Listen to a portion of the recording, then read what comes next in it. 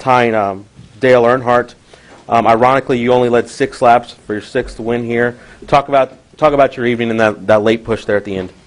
Yeah, just big day for the Lowe's race team.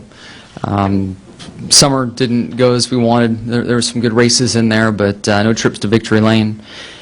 And then to start the chase, we had 2 good races, and then Dover happened. So from that point on, we had to swallow that pill, and certainly disappointed that the hopes for the championship were gone. But we've tried to make the most of it. I think our mile-and-a-half performances have been really strong in the chase, and we've been building and knocking on the door for a win. So, into today's race, I feel like the 2-car had the field covered. Whatever went on with the adjustments in that last pit stop and the track getting shade on it and cooling down really helped my car, and it hurt his car. Maybe the second lap I could see that his car was getting really tight, and he couldn't even run the bottom of 1 and 2 as we rolled off in there, and I'm pretty optimistic and hopeful that I could get the pass done. And got close, got next to him, but just couldn't really pull the pass off. And then finally, he slipped pretty good off of turn 2. And I came from like the 3rd lane with a huge run down the back straightaway and was able to clear him going into turn 3. So, we're in the chase. We're still fighting for the championship, but to get a win here does a lot for everybody at Hendrick Motorsports. Couple that with Jeff's win last weekend and his hopes to go to Homestead and become the champion. We've definitely got a very excited 600-plus employees back in Charlotte, North Carolina. So, good stuff. Let's start with Mark. Mark Garrow, PRN. Jimmie, over, I guess you're right. I guess. My left, you're right. Any special satisfaction in beating a car that dominated and then keeping a guy from locking in a spot in the championship after you've lost your shot at the title? Nothing in my mind. I'm not happy I kept somebody from advancing. I just don't think along those lines. Happy I beat the dominant car. That definitely was in my mind, and to see him miss the bottom as he did the second lap through, like, all right, it's on. We got a chance, because I got the second pretty quick, and I looked in the mirror and I had a lot of space between where I was in 3rd, and I knew that gave me the opportunity to run anywhere on the track and not have to worry about defending. And then it was just a good old-fashioned race. I mean, just race your guts out, and that part was fun. So I had a great time with it. Clearly Brad had a lot on the line. Thankful that he raced as hard and as clean as he did, and we just went out there and raced hard. Why you didn't try to block more when you tried to make that pass? He did a nice job of driving wide. His car wasn't driving as easily as it was beforehand, so he had to get in the corner and take a set, and then that arc. His car was really set on that arc from the rest of the way off because it looked tight to me. My car was driving better. I could kind of move around and pick a different lane. But honestly, if he didn't get really loose off of turn 2, first he got tight and then the back end stepped out. If he didn't lose that drive and momentum there, I'm not sure I could have gotten by him. But all it took was that one slip, and I was there. Let's go Mike, Kenny, and then Bob. Mike Embry, USA Today. It looked like over the last 6 or 8 laps that you were almost as dominant as Brad was the rest of the race. Was it more a case of what you've been talking about of his car kind of going away as opposed to yours getting a lot better? I don't know. Chad was kind of asking me the same question in Victory Lane. For sure, it was the best we were, and then I hadn't seen him that vulnerable, so I guess just a combination of the two. Chad was really impressed how long I was able to dog him and keep pressure on him. He didn't feel that through the course of the race he saw any other car be able to hang that long for that many laps and put pressure on somebody to overtake him, especially for the lead, because Brad was just gone. But I don't know if it was the track cooling down, adjustments, combination of both, but his car wasn't as good, and mine woke up. Kenny? Kenny Bruce, NASCAR.com. What happened on the last restart as far as how the things played out with Brad and Martin in front of you on the front row? What did you see, and what did you actually do to get clear of all that and get in position? So they took off, and I think we made it back around to turn 1, and they rubbed a little bit getting into turn 1, and that's the last I saw Martin, so I don't know what happened and how significant that rub was, if it did any damage or what. Did he have a problem? I finished 8th or whatever. Yeah, I just saw him rubbing going into turn 1. You know, Brad was just racing hard up there and rubbed a little bit door to door, and that was it. So then after that, yeah, went to work trying to get by the 2. What were you looking for when that restart happened? I mean, was there... I was hopeful they spun each other out and just handed it to me. When they touched, 78 was gone pretty quick, and then I'm wondering if the 2 might have a tire rub or something like that, and I didn't see any smoke, so I assumed he was fine. Let's go, Bob. Bob Pockris, ESPN. Did anything in the last 3 weeks impact how you raced those last 10 laps, 10, 15 laps, and would you still would you still have been done as much contact if you needed to as you would have done in the past? You know, honestly, I race people how they race me, and Brad's always raced me clean and hard, and he did that again today, and we both showed each other that same respect. So it was really, what's gone on between other drivers the last few weeks has no bearing on myself. You really handle your own situation, how people treat you, how respectfully they race you, and we just had a good hard race today. Jay. Jay Pennell of Fox Sports, 75 career wins, puts you one behind Dale Earnhardt. We saw Jeff tie that a couple years ago and then move on past that. What would that mean to score that next win and tie him and then potentially go forward and pass his record? It would be huge. It's hard to even put it into words. I came into the sport hopeful to win a race, and to have 75 of them is mind-blowing. And if I'm able to tie a senior, it would be just something that it sits deep in me and something that I'd be just extremely proud of. Yep. Stu Myrick, Austin Radio Network and 104.9 The Horn. 6 wins at Texas Motor Speedway. What is it about this track why you do so well here? Honestly, I feel like the tracks that are abrasive and bumpy just fit my style and fit our team style, and this track has more content in it, and I think the asphalt is on the older side of really anywhere we run, and that really suits us well and fits for us. Let's go to Dustin.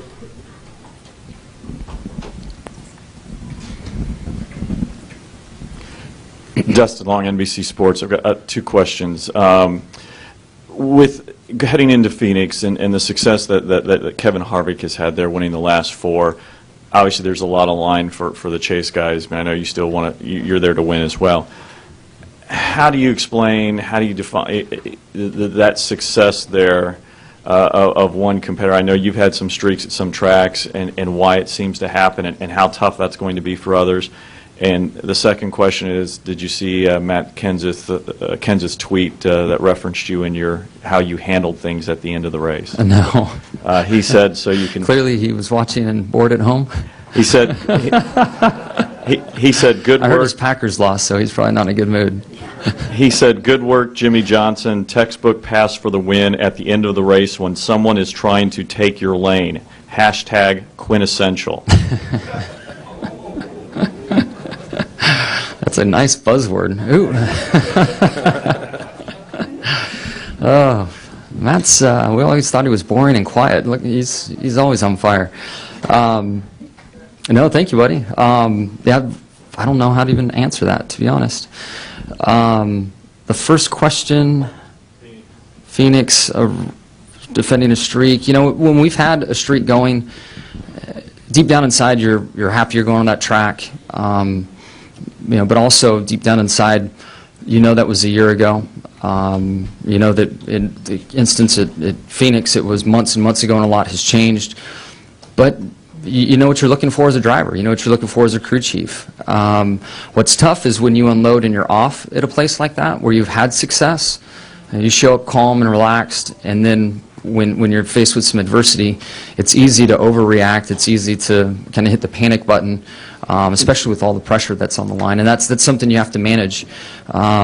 We've had to, anybody with a streak at a particular track, you've got to show up with realistic expectations, but enough swagger, and that it's a track that's good for you, and then go get it done. And it's so hard to make it through an entire weekend, make it through an entire race. We saw the flat tires today, mechanical issues, racing issues that can pop up. Phoenix is a tight little scrappy racetrack. The streak that the Force had there with 4 wins in a row is an impressive one. It's not an easy place to get it done. So I guess there's a couple other cars. The Penske cars are strong there, and they both need a win. So it's going to be an interesting race out there. Daniel? Dale McFadden, NBC Sports. With 2 races left in Jeff Gordon's Sprint Cup career, in all your years with him as a teammate, what's going to be the one memory, your favorite memory of racing against him? For me, I think the championship battle we raced for in '08 comes to mind. I guess a particular race, it's somewhere in that area as well. Raced him for the win at Martinsville, and he was trying to move me out of the way the last lap, and we were door to door to the finish line at Martinsville. So I'd be between those 2 thoughts, 2 memories. George? Jimmie over here, George Diaz, Orlando Sentinel. Chad mentioned this a little bit about the struggles you had this summer. Obviously, as good as it feels now, not to be Debbie Downer here, but is there a little bit of frustration you think you might feel down the road thinking, this kind of got away from us where we could have been chasing another title? Yes and no. I mean, I've got to be fair and honest and look at the race after Dover, which was Charlotte, and we had a problem with an oil pump there. And then our next 2 performances wouldn't have helped us transfer, so we would have been out. So the reality of it is we're not as strong as we need to be, and we've been searching for a couple years. I feel like we're making progress. I feel like our mile-and-a-half stuff is improving. The cars are a lot more comfortable to drive in traffic, and I can go out there and race like I did tonight and lay it on the line and not worry about spinning out. So we're getting there. Unfortunately, we still got a ways to go. So the win's important. I think we were a top 5 car, top 3 car all day, and then circumstances at the end got us the win. We want to get back to being the dominant car, and we still have some work to get there. Joey? Joey Barnes, TributeRacing.com. Jimmie, just kind of getting your thoughts here. With Jeff Gordon, this being his final season, and him being the last Hendrick driver standing as far as the championship battle goes, how much y'all as an organization are rallying to try to get him that title? We're doing everything we can. There's no doubt about it. When you get into the race weekend and the driving style that Jeff has, the style that Alan has with his race cars, it's really tough for especially the 48 to say, hey, this works for us, because Alan goes about it differently than Chad does, and Jeff and I drive a different feel, look for a different feel in our race cars. So we're trying, we're doing everything that we can to help. But unfortunately, you're pretty limited, and I guess it's good. I mean, it's really up to the individual team to go out and get their job done. So, I'm certainly pulling for them and do everything that I can to be of assistance. Nate? Behind you. Nate Ryan, NBC Sports. I have 2, Jimmie. One is that Keselowski not winning here essentially means that it's going to be him or Logano advancing at Phoenix, if one of them advances. If Keselowski wins this race, there's probably still a possibility that Logano could advance at Phoenix, but now it's probably an either-or situation. You've been in that situation with battling Jeff for championships. What do you think it's like for a team like that, where it looked like throughout this entire race they might have 2 shots at the finale, and now they've only got 1? Yeah, racing teammates is tough. There's nothing easy about it, and the way those 2 cars have become so successful and fast is the way that they've worked together. And I'm sure Roger's going to continue to preach that the only way one of them will have a shot at Phoenix to advance is if they continue to work together. And a good problem to have would be both cars, up front and running 1-2. So I assume that's the direction things will go, but it's not easy. Then you get on the track, and if you really are duking it out for the win, you're supposed to leave your teammate an extra inch or 2, and then your championship's on the line, your career is on the line. So it'll be interesting to see how that goes and how everybody handles the pressure. And then the other thing was that there was a lot of superhero illusions getting tossed around about your victory. Kyle Busch said that Superman got the job done. Chad was in here earlier saying you put your cape on. Those are the types of things I think we used to hear a lot during your 5 championship run. I know you're a humble guy, but does it make you feel good to hear people talk about you that way, and that sort of like awe-inspiring, sort of like he just finds a way to win when it's on the line like that? It is cool to hear. I wish I would have found a way to win a few more times this year. It's been a long, dry summer, so glad that I found the Cape. It wasn't too dusty and too far away. Steve? Steve Richards with PRN. You'll have to forgive me on how I asked this question because it is a This quote. sounds fun. Yeah. On the radio, before the final restart, Chad said, "Let's go out and scare the shit out of them." How much did that inspire you? And did that, fire you up? Yeah, that's the word, the term. I've always told him he's a terrible cheerleader. He tries like hell. I've even yelled at him a few times, telling him he sucks at it. So, and he still today tells me to eat and drink in the car. Would you think if I was thirsty, I would remember to grab my drink tube and take a drink? Or if I was hungry, get something to eat? So it's just a crew chief thing. They go through it. At that point in time, it did bring to my attention both those guys. It tells you how much I pay attention. I thought both just needed to finish well. I forgot the two had to win. So I took that as, hey, put pressure on these guys. If there's enough pressure on them, they might choose to get a good finish over racing for the win. But as soon as the green fell and we went racing, that all goes out the window, and you're just worried about passing the car. Go back to Steve. Jimmie, I wanted to ask a motorsports general question. Of course, NASCAR growing in popularity. There seems to be a renaissance, though, in motorsports in the United States, from ARCA to sports car to endurance championship to Formula One to other disciplines. Give us your thoughts on that, what you attribute it to, and how well the growth of those disciplines also helps NASCAR. Yeah, I mean, it's hard for me to see where other forms of motorsports are at, and even on a weekly level, in the NASCAR world or stock car racing, because our circus is on the road every week, and we go track to track and just know our environment. But I'm just happy that there are many other passionate people out there and people that love this sport, love this industry, and choose to spend their life doing it. And that's what really advances it, is people that are all in, people that are passionate about this sport, and hopefully in the end put the right hat on and try to keep the sport healthy and advance it and do what's right for the industry. So happy to hear that it's strong, and hopefully we can keep growing the NASCAR side of things, because I think if we're successful, all ships will kind of rise at the same time. So looking at the other major divisions of racing, there's very compelling racing that's taking place, great personalities and all the big series and divisions. So I know that's helping the cause. Any additional questions? Jimmie, thank you very much, and congratulations.